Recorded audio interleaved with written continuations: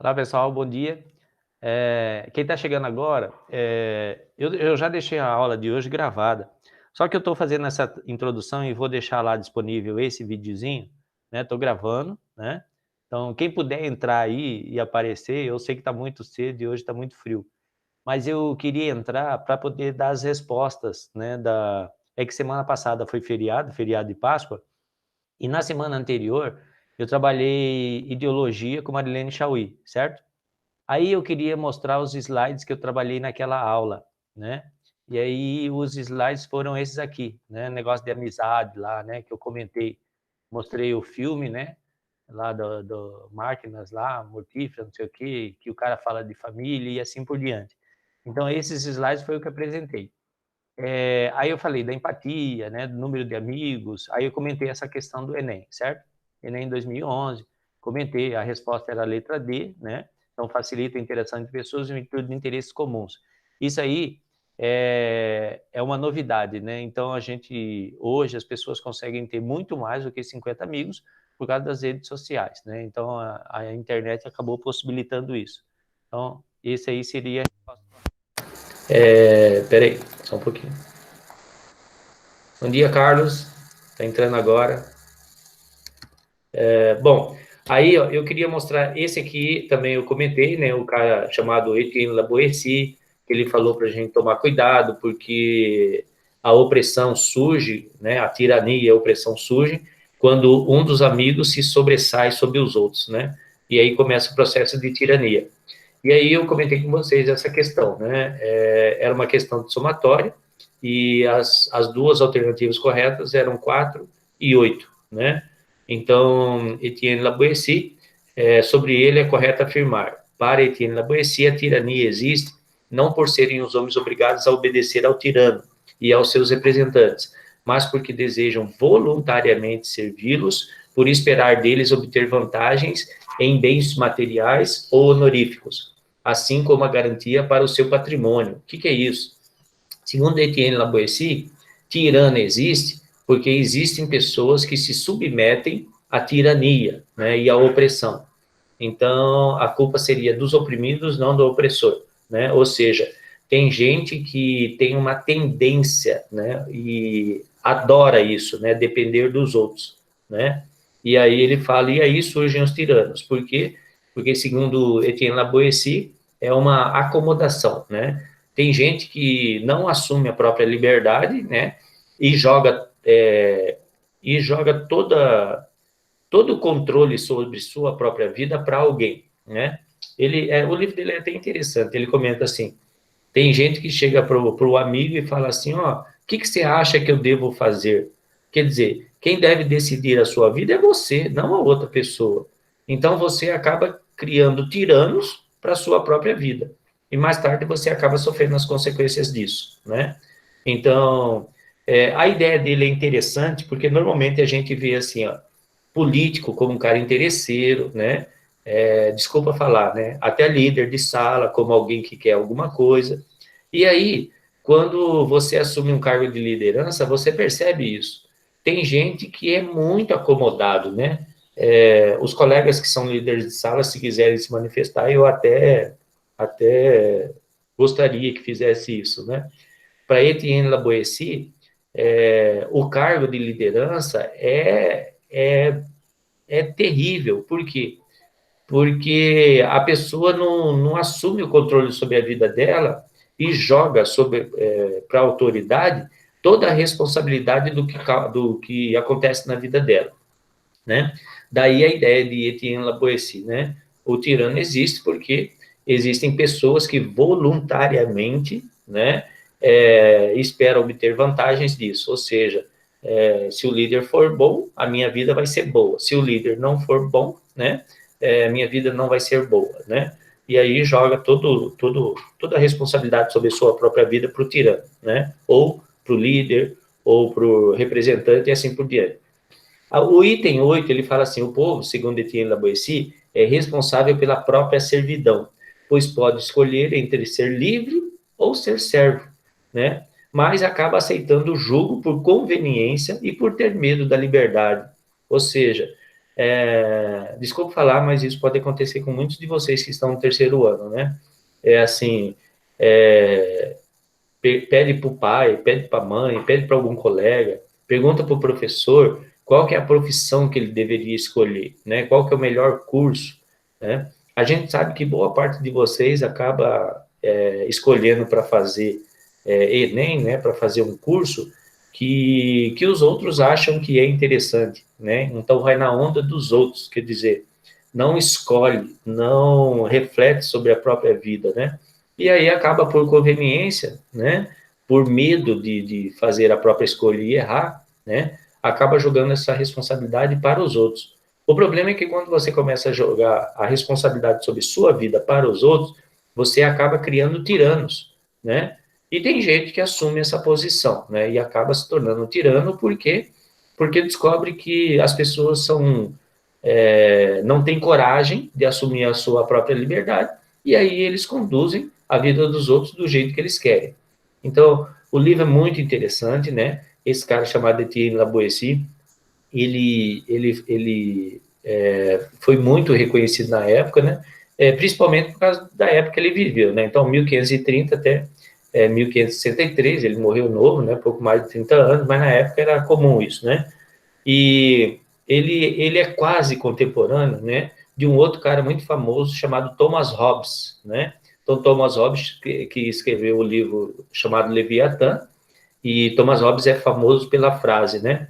É, as pessoas, né, entregam parte da sua liberdade para o Estado, para poder viver em sociedade. Então, para poder viver em sociedade, as pessoas entregam parte da sua liberdade para o Estado, para poder viver em sociedade, né? Então, quer dizer, segundo Thomas Hobbes, né, só o Estado forte poderia criar uma nação forte. Então, tem que ter um governo forte, um governo ditatorial. E o livro Leviatã é o livro que justifica, né, os governos absolutistas do período, né, do século XVI, século XVII, século XVIII, né? E aí, junto com ele, vem Etienne Laboissy, né? Então, é um período de absolutismo na Europa que acabou se espalhando pelo mundo. Então, o livro é muito importante e essa questão é interessante, né? Então, ela pode cair na prova de hoje, né? Tá. Uma outra, quem questiona Laboissy é Marlene Chauí, né? Comentei com vocês, tá no videozinho da aula passada, né? É porque ela fala que tudo é ideologias, né? Então, são ideias lógicas para justificar o poder, para justificar a opressão e assim por diante. E aí, inclusive, comentei na aula passada, né, o que é ideologia, da Marilene Chauí, o livro é famoso. Para falar, para comentar esse livro, eu passei o trailer, né, desse filminho, né, do Maze Runner, né, Correr ou Morrer, e aí apresentei lá porque o livro é muito interessante que ele demonstra isso, né? Como que as pessoas controlam umas às outras, como que controla a sociedade e assim por diante, né? E aí o filme sobre regras. Aí eu coloquei, né? Esse aqui é a questão do Enem 2017, né? No período anterior ao golpe militar de 1964. Aí você fala, ué, mas o que tem a ver ditadura? É que assim, até hoje, no Brasil, existe essa discussão sobre ditadura militar, né? Então, é interessante perceber, assim, que tem gente que defende e tem gente que ataca. Por quê? Porque depende da ideia lógica da pessoa, ou seja, depende da ideologia de cada um. Agora, algumas coisas que a gente não pode negar, tipo, em que se pesem as divergências no interior do clero, né, após a instalação da ditadura civil-militar no Brasil, o posicionamento mencionado no texto fundamentou-se no entendimento da hierarquia católica de que. Então, qual que é a ideia aí, né? A ideia é que a manipulação ideológica é favorecida pela privação material, né? Então, a resposta é letra E. Por que isso aí? É porque, deixa eu mostrar a resposta aqui, ó, letra E.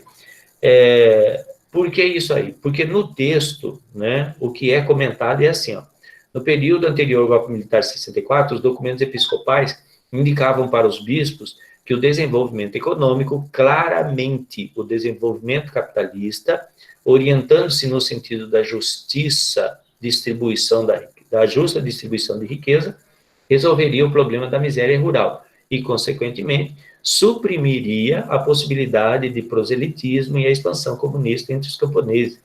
É porque, assim, ó, as igrejas em geral, as religiões em geral, elas não aceitam o comunismo. Por quê? Porque quem fundamenta o comunismo contemporâneo, né, que existe hoje, é Karl Marx. E o problema é que Karl Marx, ele escreveu no livro dele que religião é ópio do povo. Ou seja, se a gente tivesse uma sociedade igualitária, uma sociedade mais justa, uma sociedade mais humana, a gente não precisaria da religião. Por quê? Na visão de Karl Marx, a religião, ela facilita a opressão. Por quê? Porque ela é como se fosse uma droga, daí a ideia de ópio, né? Ópio é uma droga, né? Então, segundo Karl Marx, religião é um ópio, né? É o ópio do povo, por quê? Porque as pessoas aceitam a opressão, são oprimidas, e elas conseguem sobreviver sob pressão, sob opressão, sob ditadura, porque elas acreditam que um dia pode melhorar, né? Um dia vai poder melhorar. E isso é a visão escatológica, né? Visão de religião. Ou seja, você vai sofrer nesse mundo, mas quando você morrer, você vai ter uma vida melhor. E aí Karl Marx, ele condenava isso, né? Aí por isso que muita gente fala que ele era ateu, né? Então, se isso está certo, se isso está errado, não vou questionar na aula de hoje, né? Eu queria só queria que vocês entendessem por que a resposta da letra E é importante. Porque a manipulação ideológica é favorecida pela privação material. Ou seja, a Igreja Católica acreditava que, né, se houvesse uma boa distribuição das riquezas, né, ninguém pensaria em revolução, né? Essa ideia é muito discutível, né? Ela é ideológica, é lógico, Marilene Chauí discutiu isso também, é porque, assim, em ambientes onde existe uma equidade da distribuição de riquezas, dificilmente as pessoas vão reagir, vão se revoltar. Então, é mais ou menos assim. Se a gente tiver uma boa situação econômica, ou seja, nos países ricos, dificilmente tem revolução. Revolução acontece em momentos de crise. E realmente, historicamente, isso pode ser observado. Por exemplo, a Revolução Russa, que implantou, né, mais tarde o comunismo, que aconteceu em 1917, a Revolução Russa de 1917, na verdade, ela não aconteceu por causa das ideias de Karl Marx. Ela aconteceu porque a população estava revoltadíssima, porque o czar Nicolau II mantinha uma situação de guerra, né, que foi a Primeira Guerra Mundial, e também por causa de uma situação de fome, né, da população.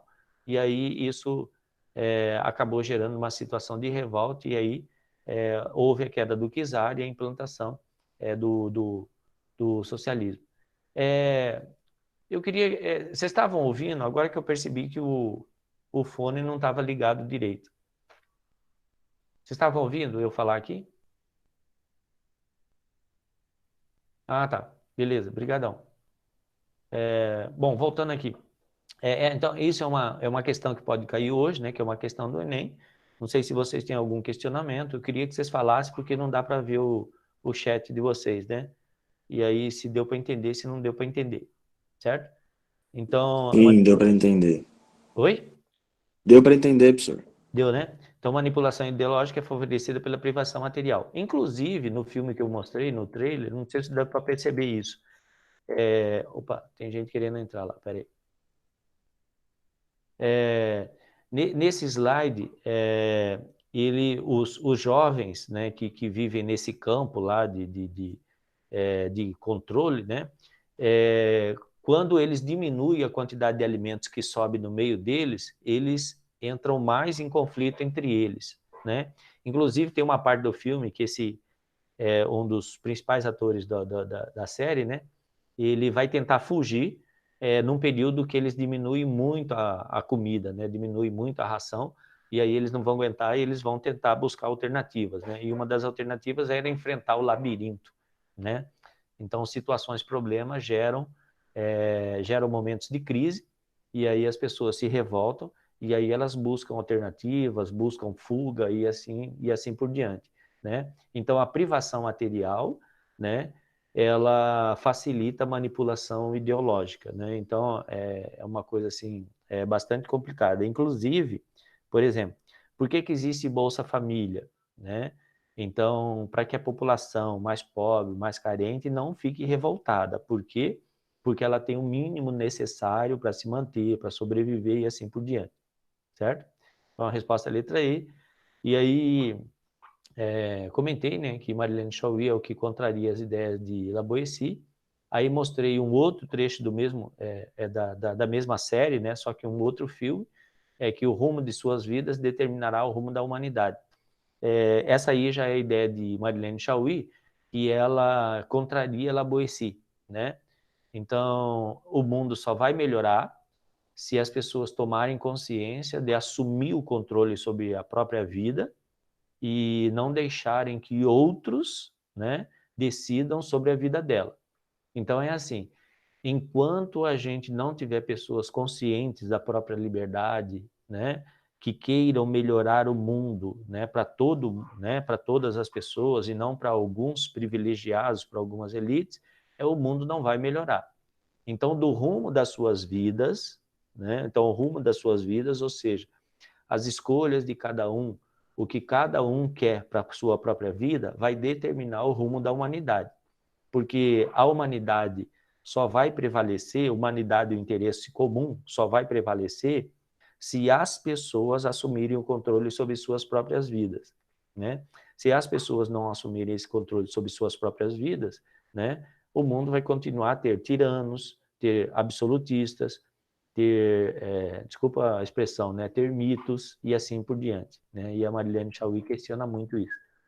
Essa aqui é uma questão da Unimontes, né? Ideologia, um conjunto lógico e sistemático coerente de representações, de ideias e valores. Eu não vou ler de novo, porque eu só estou fazendo uma revisão para a prova de hoje, né?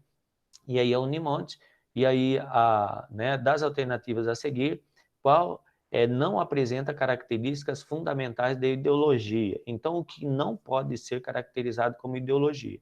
Aí tem a afirmação. Letra A, assegura a coesão social? Sim, ela assegura a coesão social, porque, por incrível que pareça, a ideologia ela faz com que ela justifica a união do grupo, ela justifica a submissão a um líder, né? Então, ideologia, né? Então, eu gosto de usar essa expressão, são ideias lógicas que justificam a vida em sociedade sob a liderança de alguém, né? E aí fortalece. Inclusive, as ideias de Durkheim são bastante ideológicas, né? A ideia de corpo social, de organismo e assim por diante. Então, assegura a coesão social? Sim, né? Durkheim é ideológico. E a aceitação sem críticas das tarefas mais penosas e poucos recompensadoras, em nome da vontade de Deus ou do dever moral, né? Então, infelizmente, sim, eu acabei de comentar, né? Então, por exemplo, por isso que Karl Marx ele criticava a religião como ópio do povo, né? Então, são características da ideologia tentar justificar as pessoas aceitarem a opressão e assim por diante, né? A letra B fala assim, ó, é uma mentira que os indivíduos da classe dominante inventam para subjugar as da classe dominada. Então, essa letra D é problema porque normalmente a gente acha que ideologia, você acredita, eu não acredito. Então, você está mentindo, eu estou mentindo. Quem que está falando a verdade? Então, ideologia, ela passou a ser entendida como o contrário de verdade, mas não é assim, não. Ideologia é a verdade para quem acredita em alguma coisa, né? Como que seria isso? Seria assim, as classes dominantes, as elites, eles acreditam que se não fossem eles, o mundo não se desenvolveria, né? Então, eu não sei se eu estou conseguindo me expressar, mas a ideia é assim, se você conversar com algum dono de empresa, né? Por exemplo, com o líder de sala, o líder de sala, eu tenho que fazer alguma coisa, senão ninguém faz nada. Então ele toma decisões sozinho, por quê? Porque senão ninguém vai fazer nada. Ele é um mentiroso, ele está justificando as suas atitudes? Não, ele acredita nisso, né? Agora, se isso está certo, se isso está errado, não existe certo ou errado na ideologia. Não existe o que é verdadeiro e o que é falso, né? As pessoas acreditam naquilo que elas estão fazendo, né? Então, segundo Marilene Chauí, não é uma mentira que os indivíduos da classe dominante inventam para subjugar a classe média. Ideologia é a verdade que eles, né? Então, são ideias lógicas que as pessoas têm para poder justificar a sua dominação sobre os outros, né? Então, a letra B, ela tá errada, né? A letra C mantém a dominação de uma classe sobre outra, lógico, né? Então, isso é ideológico, né? Então, é uma forma de manter a dominação. Letra D constitui um corpo sistemático de representações que nos ensinam a pensar e de normas que nos ensinam a agir. Sim, a ideologia, a educação é ideológica, né? Desculpa falar isso, mas por mais que a gente tente, né, passar uma educação mais libertadora, mais questionadora, mas no fundo, o professor é uma autoridade e o aluno é um dominado, né? Infelizmente, ainda existe essa visão. Então, por isso que a resposta aí é letra B, né? Aí, uma outra questão é da Unicentro, né? É uma música do Cazuza, né? Eu comentei na aula passada, meus heróis morreram de overdose, e aí ele também comenta sobre isso. Considerando as múltiplas acepções do termo ideologia, assinale qual destas alternativas está incorreta. Aí a letra A fala, o termo ideologia aparece pela primeira vez significando ciências das ideias. Sim, né? Ideias lógicas, né? Científicas. Letra B, ideologias são meras mentiras produzidas pelas classes poderosas. Ué, é a mesma questão anterior? Sim, não é a mesma questão, né? Essa aqui da Unicentro, a outra é do Unimontes. É uma questão diferente, mas que pediu a mesma coisa. Ou seja, ideologia não são mentiras, né? Isso aí está incorreto, né? Então a resposta é letra B, porque está incorreto. Ideologia são ideias lógicas que o grupo, né? O grupo dominante ou o grupo dominado desenvolve, né? Então, o grupo dominado pode ter uma ideologia, o grupo dominante pode ter uma ideologia, são ideologias divergentes, só que cada grupo acredita na sua própria ideia lógica, né? Na sua própria ideologia, certo? Bom, desculpa ter demorado, era para fazer, né? Era para fazer esse vídeo rapidinho, né? Só para poder fazer uma revisão em relação à aula anterior. E aí, na verdade, a aula de hoje está gravada lá. Eu fiz uma aula assim, domingo foi a Páscoa, né? Foi uma Páscoa super diferente esse ano, mas aí é que a Páscoa é a morte e a ressurreição de Jesus Cristo. E desculpa falar isso, mas tem gente que não gosta, tem gente que não gosta. Mas a discussão existe. Se a morte de Jesus, né? Então a morte e a ressurreição de Jesus, se foi um suicídio, né? Aí tem gente que fala assim, nossa, né? Falar que Jesus suicidou, isso é um pecado, né? Na verdade, para Durkheim que teorizou o suicídio, né? Aí por isso que eu queria que vocês assistissem a aula e estou falando sobre isso. É que, para Durkheim, existe suicídio positivo e existe suicídio negativo, certo? Então, eu queria pedir para vocês assim, eu preciso dar esse conteúdo, né? E aí é um tema assim bastante polêmico, bastante complexo, mas eu preciso dar essa aula. E aí, por isso que eu deixei gravada lá para comentar e facilitar o entendimento sobre isso. E aí, mesma coisa, eu deixei questões abertas e aí, semana que vem, eu vou responder essas questões, certo? Pessoal, desculpa do horário, né? Eu sei que é muito cedo e hoje está muito frio, né? Mas eu precisava fazer essa revisão para a prova de hoje, certo? E aí a aula de hoje está disponibilizada lá no site, de acordo? Eu vou parar a gravação, mas eu estou aqui